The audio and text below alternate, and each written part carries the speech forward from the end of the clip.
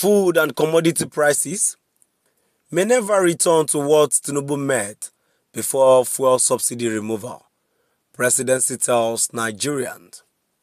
My dear listeners, another interesting news will bring to your listening ears today. Good day from wherever you're listening from. Moving on to the full details, kindly please ensure you like, subscribe to this channel and share.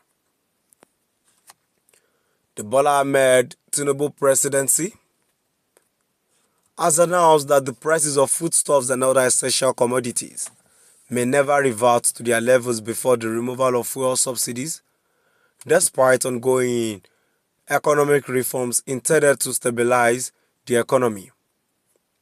Sunday Dare, President Tinubu's special advisor on media and public communication, disclosed this in a statement on Thursday. Dare noted that although Nigerians have experienced economic hardship following the removal of fuel subsidies, key indicators suggest that the economy is gradually recovering. The removal of fuel subsidies in May 2023 led to an immediate surge in inflation as the cost of transportation, goods and services skyrocketed. The impact was felt across all sectors, with food prices experiencing the sharpest rise. Many Nigerians have since struggled with the high cost of living, prompting calls for government intervention.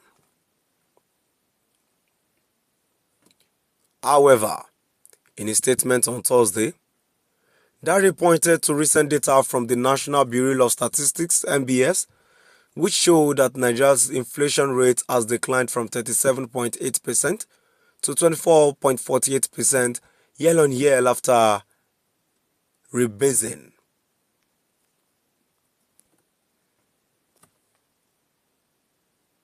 According to the NBS report, food inflation stands at 26.08%, core inflation at 22.59%, urban inflation at 26.09%, and rural inflation at 22.15%.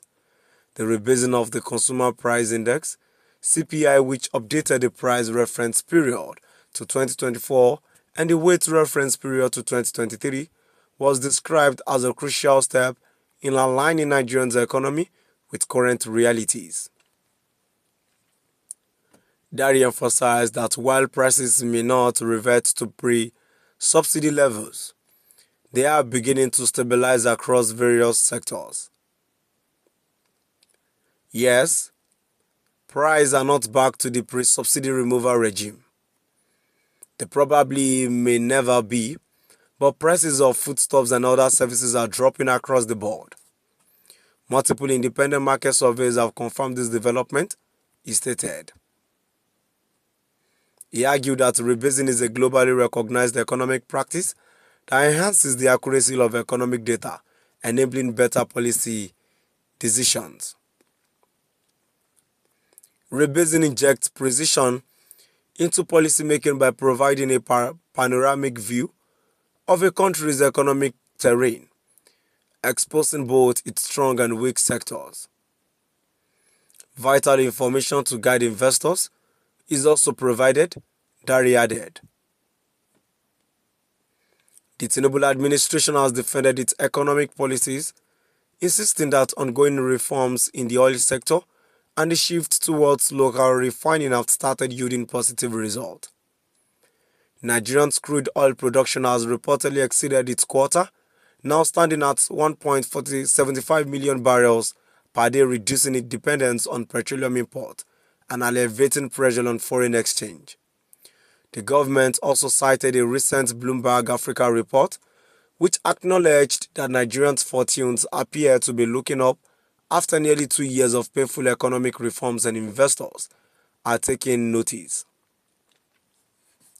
The report further suggested that Nigeria could regain its status as Africa's largest economy when rebased gross domestic product (GDP) figures are released next month, potentially pushing the GDP close to $500 billion. While acknowledging the difficulties Nigerians have faced, Dare maintained that the reforms were necessary for long-term economic stability, Under President Tinubu's watch, we are seeing the headwinds abating and a new economic tailwind in favor of economic reforms he has started. Now I've come to the end of our today's news.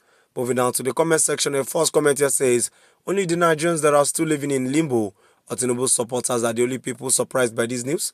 A comment here says, yes, we know this government has been additionally achieved more than what they were handing over before 2027 Tinubu must be go.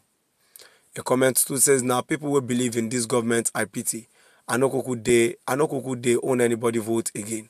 A comment here says they're basically saying that the poor and vulnerable will just have to suffer in silence. The idea that prices will never return to what they were before is a bleak outlook and a clear admission of failure. The government should be working to find solutions to the economic crisis, not resigning themselves to the status quo. And the last comment here says anything that will destroy this expired British amalgamated contraption called Nigeria. And the people that want the country's continuous existence of Nigeria is highly welcome. Those that call themselves Nigerians said that they are deaf, but years ago, hear them something. Maybe with some time, Nigeria would get some sense. Now I've come to the end of our today's news. Please do drop out the comment section and let's know what your view is all about. Thank you for listening.